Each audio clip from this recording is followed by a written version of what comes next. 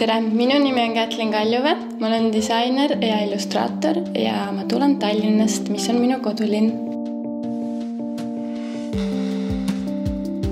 Ma alustan oma tööd kollaaži tegemisest ja ma teen inspiratsiooni kollaaži, siis ma sellest kollaažist inspireerituna hakkan kavandan ja kuni ma leian õige figuratiivse kompositsiooni, millega edasi minna, siis ma kannen selle üle paberile. Mulle meeldib kasutada sügavat tuši sügava musta tooniga ja väga peenikest joont ja Rotringi pliiatsite juures ma olen leidnud selle ideaalse võimaluse, et nendega on võimalik tõesti teha erinevaid varjundeid ja isegi vahele ajada pliiatsijoont laiali.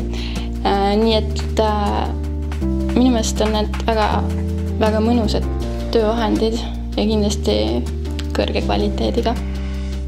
Ma õppisin moedisaini ja õpingute käigus mul oli päris palju õpetajaid, kes üldse kui ma alustasin joonistamisega, kes soovitasid mulle jätkata seda stiili, mida ma teen ja arvestades nende soovitusi ma olen sellega jätkanud ja nii see läks täiesti loogilist rada pidi.